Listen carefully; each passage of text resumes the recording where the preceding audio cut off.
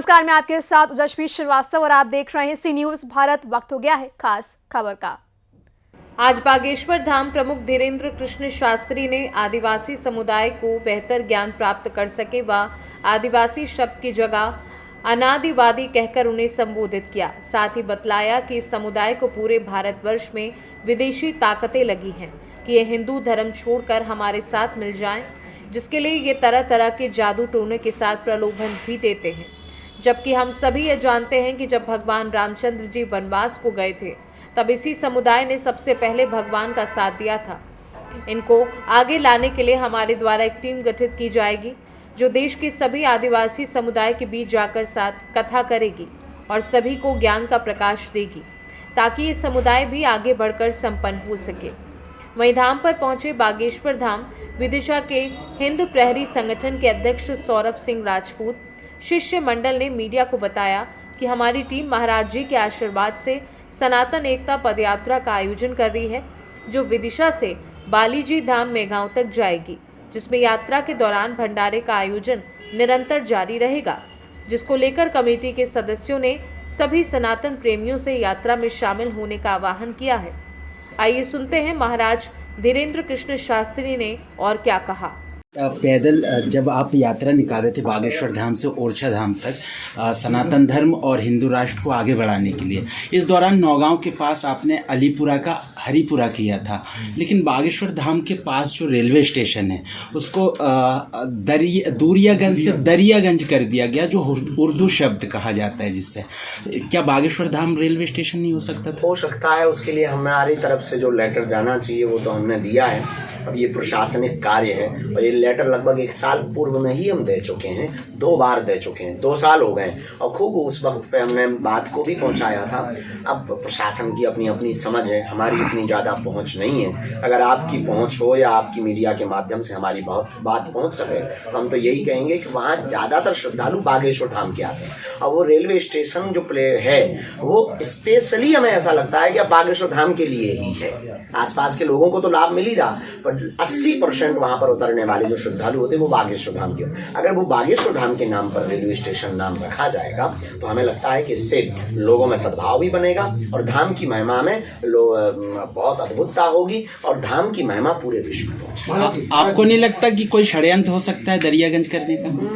ये तो हमें नहीं लगा, ये हमें नहीं लगा। जहाँ तक हमारा मानना है, इस पर हमने विचार भी नहीं किया ऐसा, पर हमें ऐसा नहीं लगा। महाराज हमारा सवाल ये है कि प्रयागराज में लगभग सभी के कैंप लगे हुए हैं, क्या बागेश्वर धाम पर 26 3 तारीख है? चूँकि हम तो कथा करने जा रहे हैं और हमारे पूज्य गुरुदेव का कैंप है और गुरु के कैंप में ही शिष्य का कैंप होता है। तो अभी हम गुरुदेव के चेलाएं और हमारे गुरु ने ऐसी कोई हमको आज्ञा नहीं दी है, तो गुरुदेव भगवान का कैंप लगा है, हम वहाँ कथा करने भी जा रहे हैं और संतों के दर्शन करने भी कैंप 27, 28 और 29 तारीख को अभी जनवरी में लेटे हुए हनुमान जी के सामने संगम में परमार्थ निकेतन का जो कैंप लगा हुआ है परम पूज्य श्री चिदानंद मुनि जी महाराज जी का, वहाँ पर 3 दिवसीय हनुमान कथा है। महाराज जी, थूक कांड के कुछ आरोपी हर जगह पकड़े जा रहे हैं एक विशेष समुदाय द्वारा, एक बागेश्वर धाम में भी ऐसा एक आरोपी पकड़ा गया है, उसके लिए आगे ऐसा पुनरावृत्ति न हो उसके लिए आपके द्वारा क्या प्रयास किए जा रहे हैं? बागेश्वर धाम पे पकड़ा गया जी, अभी 6 तारीख को। अच्छा, 6 तारीख को। ऐसा हमारे पास अभी नहीं आ पाए जी, के बारे में हमारे पास इस विषय पे तो नहीं आ पाया धाम का। बाकी आरोपी पकड़े जा रहे हैं और अनवरत धरपकड़ है। यहाँ धाम की एक समिति तय है, सुरक्षा समिति ग्राम पंचायत की है और ग्राम पंचायत सुरक्षा समिति है जो अनवरत इस प्रकार के कृत्यों पर लगाम लगा रही है, रोक लगा रही है। और इस प्रकार के अगर पकड़े जा रहे हैं तो हम तो प्रशासन से यही कहेंगे कि उनको विशेष दंडात्मक उनके ऊपर कार्रवाई की जावे और उन्हें समाज से भी बहिष्कृत किया जावे। ऐसा करने वालों को ठीक रास्ता दिखाया जाए। गुरुदेव, आपने कहा कि आदिवासी समुदाय के लिए जो संकल्प है, शिक्षा का संकल्प, कैसे जागृत होंगे वो शिक्षा के लिए, कैसे मोटिवेट? अभी गांव-गांव में एकल विद्यालय चल रहे हैं गांव-गांव में, और शिक्षा के संकल्प के लिए हमें पहले शिक्षा के लिए उन्हें जागरूक करना पड़ेगा। शिक्षा वो शेरनी है कि जिसने भी उसका दूध पिया वो कभी हारा नहीं। ठीक है, आपको अगर ज्ञान है तो आप किसी भी आदमी से बाइट लेने में और इंटरव्यू लेने में सक्षम हो सकते हैं और किसी भी प्रकार का तर्क रख सकते हैं। अगर ज्ञान नहीं है तो एक साधारण सा आदमी भी आपको जवाब दे करके चुप करा सकता है। राम राम। तो चलता है। हाँ, तो शिक्षा के लिए अभी हम जो आदिवासी परिवारों में जो करने जा रहे हैं कि अभी आप जो बागेश्वर धाम का हनुमान चालीसा मंडल बना रहे हैं उसके द्वारा 1-1 घंटे का आध्यात्मिक कोर्स वहीं के आचार्य या पुजारी या मंडल का सदस्य करवाएगा। क्या बागेश्वर धाम में भी गुरुकुल खोले जाएंगे? हाँ, गुरुकुलम की पद्धति 2026 या 27 में प्रारंभ हो जाएगी। निर्माण कार्य प्रारंभ हो गया है। गुरु जी आपके छत्तीसगढ़ में लगातार जिस तरीके से लोग नक्सलवाद बढ़ रहा है, तो जो आदिवासी परिवार है वो नक्सलवाद की ओर जा रहे हैं, उनको कैसे रोका जाएगा? कितनी चुनौती है कि ये नक्सलवाद हो? क्यों आखिर है? क्या आप भी छत्तीसगढ़ में काफ़ी रहे हैं, काफ़ी जगह गए हैं, लोगों से मिले हैं? इसके पहले एक हत्या हुई थी, वहाँ उसके परिवार में आप कबरदा भी गए। क्या आपने देखा है? क्या आपको एहसास हुआ है कि क्यों ऐसा हो रहा है? देखिए, वो ये लोग बहुत सरल होते हैं, बहुत सहज होते हैं। जैसा इनको कह दो ये वैसे ही करने पर उतारू हो जाते हैं। तो इसीलिए हमने आदिवासी सम्मेलन का एक संकल्प लिया है कि हम आदिवासी सम्मेलन करके जन जागृति करेंगे। आदिवासी जन जागृति सम्मेलन जो आज रखा है ये अनवरत जारी रहेगा। पूरे देश में हम इसको करके समस्त देश के आदिवासियों को एकत्रित करेंगे। यही लोग उनको समझाएंगे, वो परिवार के लोग हैं, उन्हें बताएंगे कि आप देश के खिलाफ मत जाओ, आप समाज के खिलाफ मत जाओ। नक्सलवाद, गृह युद्ध ये देश के लिए सबसे बड़ा कैंसर नामक रोग है और हमें भरोसा है कि सरकार अपना कार्य करेगी, उससे भी रोक होगी और उससे भी ब्रेक लगेगा। और धाम की टीम और यह आदिवासी जन जागृति सम्मेलन जब जगह जगह होंगे तो वो भी नक्सली बनाने में रोक लगाएंगे, इसमें किंचित मात्र भी संदेह नहीं। क्या बागेश्वर धाम का संकल्प हो गया है कि नक्सलवाद को खत्म करेंगे? एक तरफ सरकार भी चैलेंज कर रही है कि भाई नक्सलवाद खत्म हो। देखिए, हम तो समाज के प्रत्येक कुविचारों को ईसाई हो गए, वो भी हिंदू है, इस पर काम होना चाहिए, इस पर फोकस होना चाहिए। लेकिन हम जा रहे हैं, हमने प्रण ठाना है, वहां पर हम एक कार्यक्रम कर रहे हैं। उसका संकल्प है हिंदू जगाओ, हिंदुस्तान बचाओ। जो सैफ अली खान पे हमला हुआ है उसको क्या मानते हैं? जो सैफ अली खान पे हमला हुआ है वो बांग्लादेशी है, उसको आप क्या मानते हैं? देखिए, हुआ तो गलत हुआ है, पर अब हम उस विषय में हम क्या कह दें? जो हुआ है वो शायद पकड़ा भी गया है। नहीं, वो बांग्लादेशी है, घुसपैठिया है, गलत है। वो तो उस पर बोल ही चुके हैं कि उनको घर वापस करो, जितने भी हैं उसको भर क्यों, जितने हैं उन सबको करो। और हमारी न्यूज देखो कौन रहा? महाराज जी, प्रयागराज में एक विशेष समुदाय ने अपना दावा ठोका कि ये जमीन हमारी है, यहाँ पर जो है कुंभ लगाया जा रहा है। तो 4-5 बार जवाब दे दिया। चलो, यात्रा की थी, अभी यात्रा के दौरान क्या बदलाव देखने को मिला? और साथ में गाँव जो आपको ये नया विषय।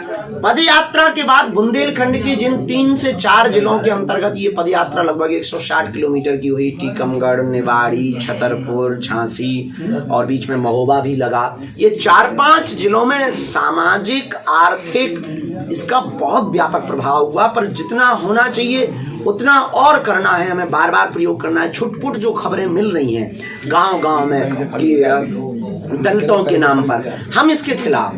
ये जो भी राजनेता ठप्पा लगाते हैं ना कि ये दलित हैं, ये बिछड़े हैं, ये पिछड़े लोग हैं, हम इनके खिलाफ हैं। इस देश में ना कोई दलित है, ना कोई बिछड़ा है, ना कोई पिछड़ा है। इस देश में सब हिंदुस्तानी है और सब हिंदू।